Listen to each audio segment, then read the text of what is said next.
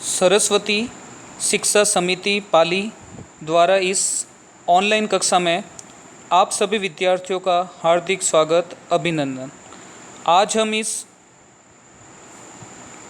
Topic में कक्षा 10वीं विषय विज्ञान पार्ट 2 मानव तंत्र में हमारा चल रहा था। अब मानव तंत्र का जो टॉपिक हमारा चल रहा था पाचन तंत्र, क्योंकि हमने पहला टॉपिक लिया था पाचन तंत्र।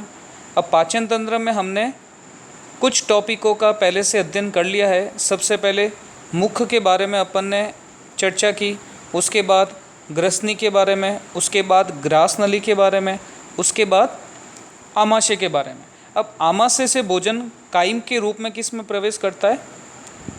छोटी आंत में प्रवेश करता है। तो अगला जो अपना पाचन तंत्र का आहार नाल का जो प्रमुख अंग है आमाशय के बाद, वो है छोटी आंत।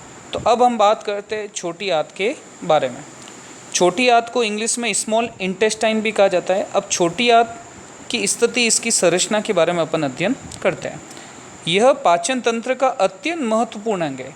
इसे अत्यंत महत्वपूर्ण अंग क्यों कहा जाता है? क्योंकि इसी भाग में भोजन का सर्वाधिक क्या होता है? पाचन एवं अवशोषण होता है।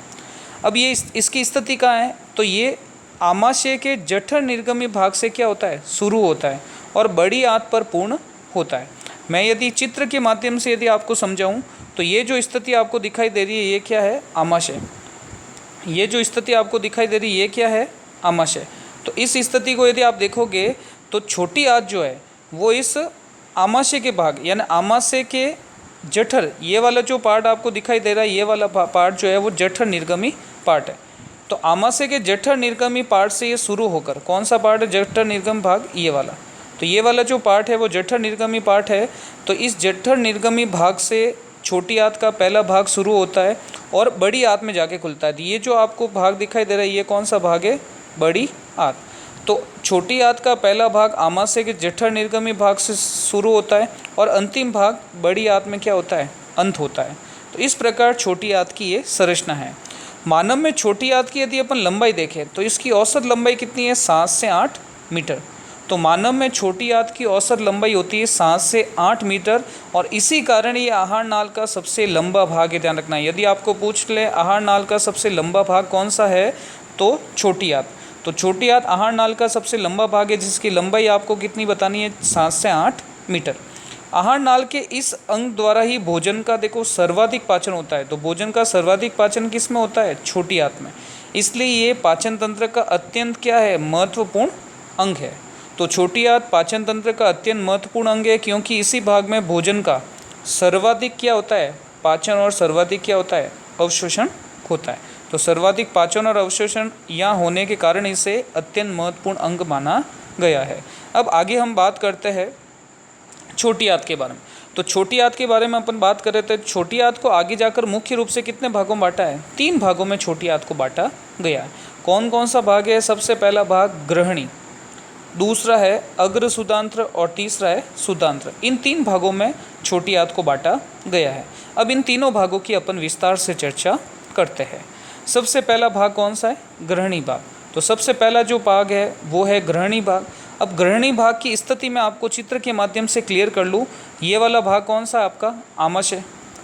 आमाशय से भोजन किस में प्रवेश करता है? छोटी आंत में। तो ये आपको जो सी आकार का जो छल्ला दिखाई दे रहा है, सी आकार की जो संरचना दिखाई दे रही है, इसी को अपन क्या कहते हैं? ग्रहणी कहते हैं। तो यही भाग क्या है? ग्रहणी, जो कि सी आकार का आपको दिखाई दे रहा है। तो ग्रहणी की बात की जाए तो ये आमाशय से जुड़ा होता है। देख सकते हो ग्रहणी का ये जो भाग है वो किससे जुड़ा है? आमाशय से जुड़ा है। ये छोटी आंत का पहला भाग है तथा सबसे छोटा भाग है। तो सबसे छोटा भाग कौन सा है? ये ग्रहणी। ये सी आकार का होता है। देख सकते हो आप किस आकार का? ये सी आकार का यहाँ उपस्थित है, जो भोजन के रासायनिक पाचन एंजाइमों द्वारा सबसे महत्वपूर्ण भूमिका निभाता है। यानी इस भाग में भोजन का सबसे ज़्यादा पाचन होता है। किसके द्वारा? एंजाइमों द्वारा।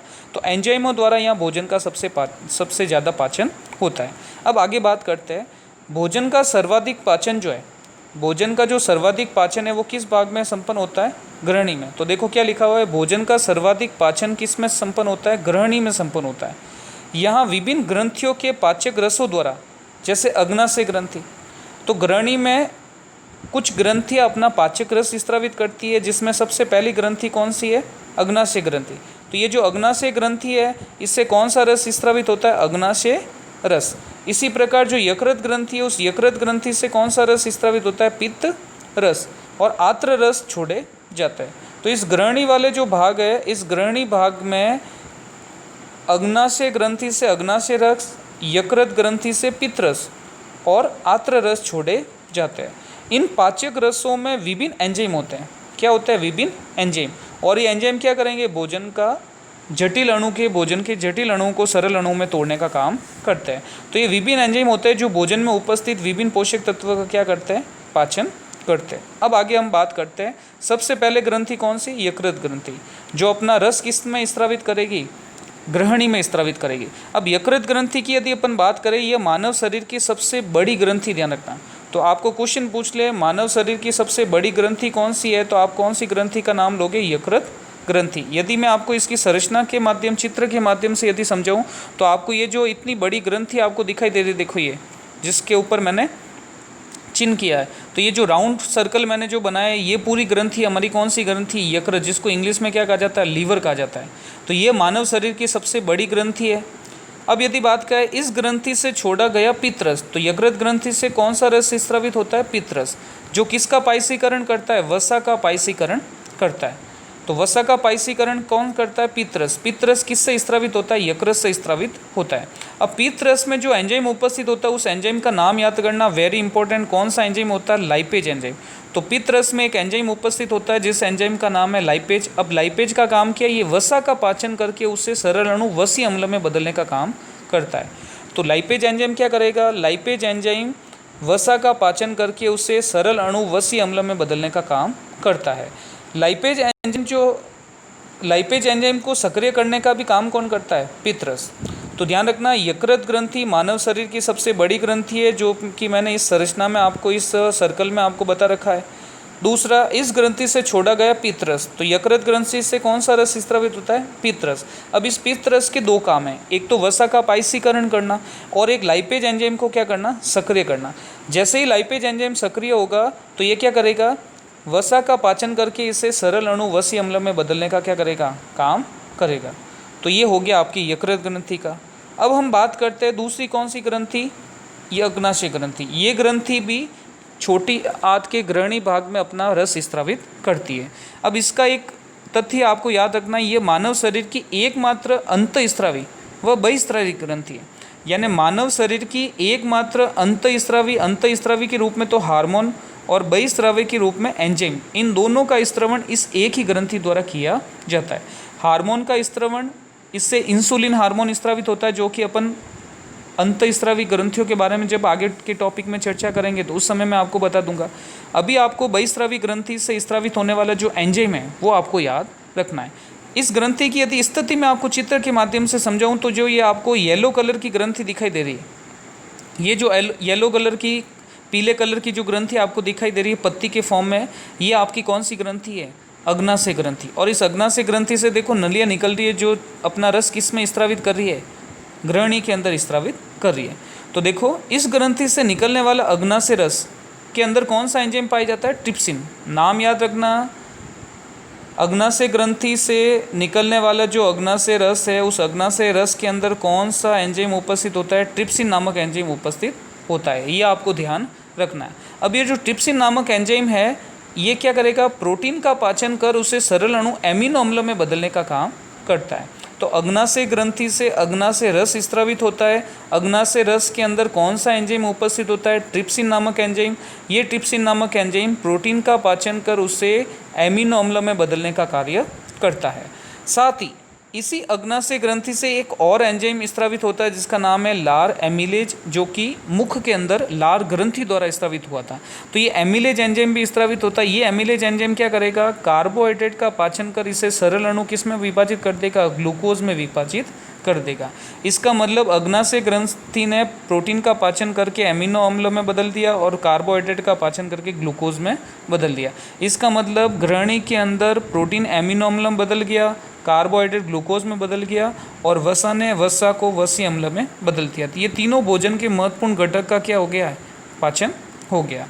अब हम बात करते हैं आगे, ग्रहणी में संपूर्ण पाचन हो जाता है। तो अभी अपन ने देखा ग्रहणी के अंदर कार्बोहाइड्रेट, प्रोटीन और वसा, इन 3 महत्वपूर्ण घटकों का पाचन हो गया।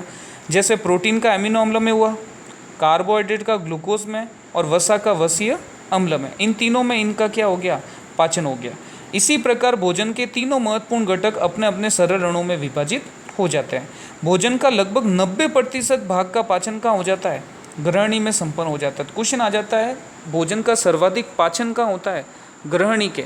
छोटी आंत में भी कौन से भाग में, ग्रहणी के अंदर भोजन का सर्वाधिक पाचन होता है।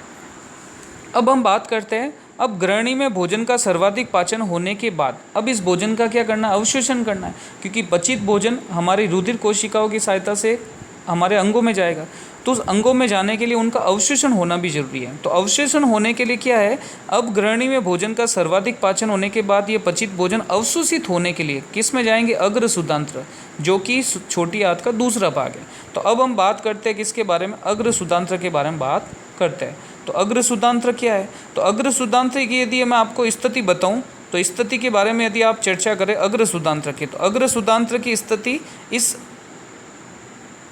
यहाँ पर ग्रहणी का ये भाग जो है वो संपन्न हो जाता है। अब इसके आगे वाला जो भाग है, ये आगे वाला जो भाग है, ये आपका अग्र सुदांत्र कहलाता है। तो ये सी आकार का जो छल्ला है, ये ग्रहणी है, यहाँ तक ये ग्रहणी संपन्न हो जाती है, समाप्त हो जाती है। इसके आगे का जो ये भाग है, ये आपका है अग्र सुदांत्र। इस अग्र सुदांत्र के बारे में अपन चर्चा करते हैं। ये छोटी आंत का मध्य का भाग है। पहला भाग हो गया ग्रहणी, दूसरा भाग हो गया अग्र सुदांत्र और तीसरा हो जाएगा सुदांत्र। तो अग्र सुदांत्र बीच वाला भाग है, मध्य का भाग है। यहाँ ग्रहणी से पचित भोजन का क्या किया जाता है, अवशोषण किया जाता है। इस भाग में पचित भोजन के अवशोषण के लिए क्या पाई जाती है, विशेष प्रकार की कोशिका पाई जाती है।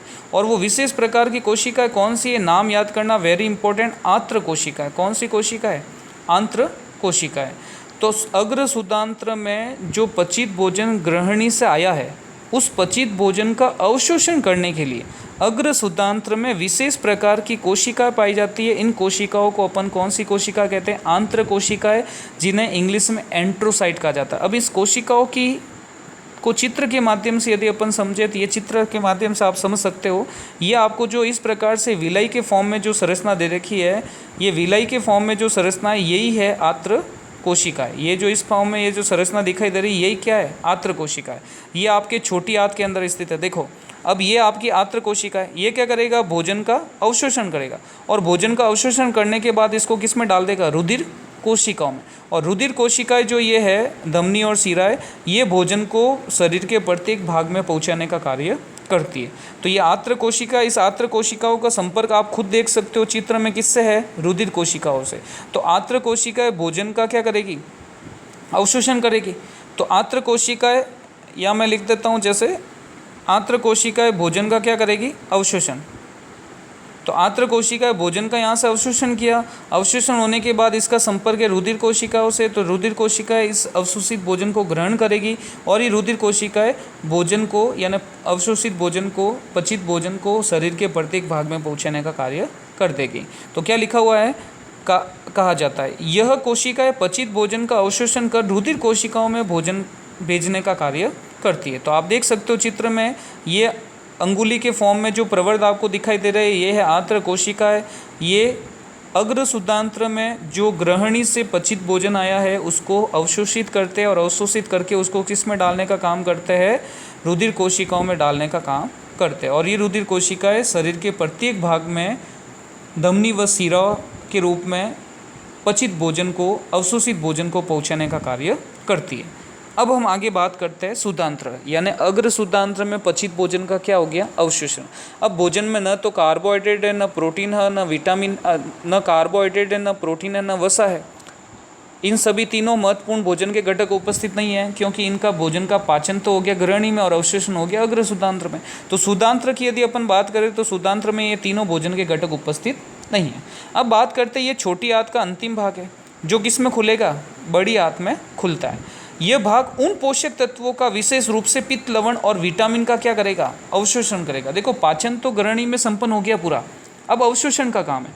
तो अग्र सुदांत्र ने पचित भोजन, कार्बोहाइड्रेट, प्रोटीन और वसा का अवशोषण किया, जबकि सुदांत्र पित्त, लवण और विटामिन का क्या करेगा, अवशोषण। तो हमने फलों और सब्जियों के अंदर जो भी विटामिन उपस्थित होते हैं उन सभी विटामिनों का अवशोषण आहार नाल का कौन सा भाग करता है, छोटी आंत का कौन सा भाग करता है, सुदांत्र। तो ये सुदांत्र भाग इनका अवशोषण करता है।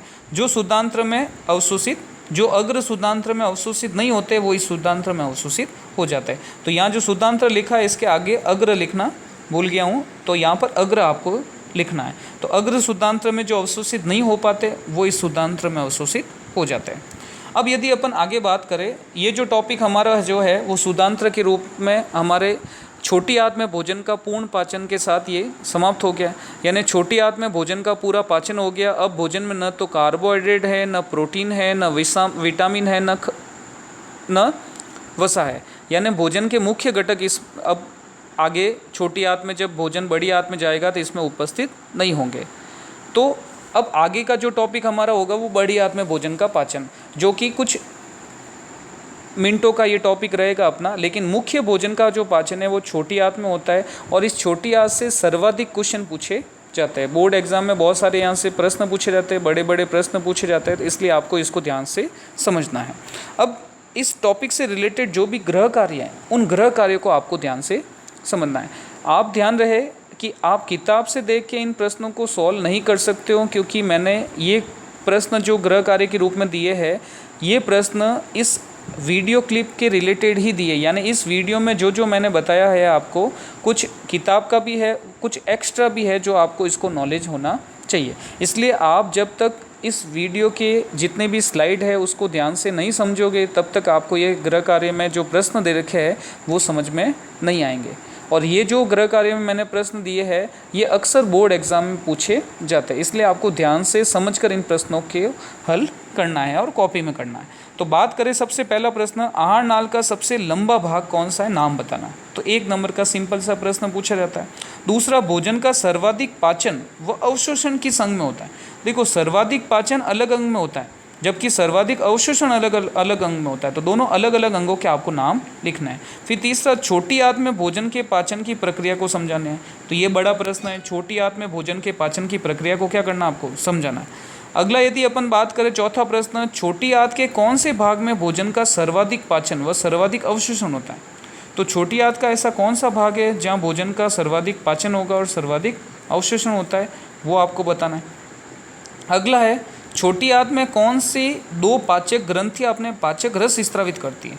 तो छोटी आंत में वो 2 ग्रंथियों के नाम बताने हैं जो अपना पाचक रस स्रावित करती है। और अगला छठा प्रश्न, छोटी आंत में भोजन के महत्वपूर्ण घटक जैसे कार्बोहाइड्रेट, प्रोटीन एवं वसा अपने कौन से सरल अणुओं में विभाजित हो जाती है। यानी ये प्रश्न ये पूछ रहा है कि छोटी आंत में भोजन का पूरा पाचन हो जाता है तो कार्बोहाइड्रेट का सरल अणु, यानी कार्बोहाइड्रेट कौन से सरल अणु में, प्रोटीन अपने कौन से सरल अणु में और वसा अपने कौन से सरल अणु में उद्घटित हो जाता है, उनका नाम आपको लिखना है। तो ये गृह कार्य पूरी स्लाइड को समझकर आपको पूरा करना है।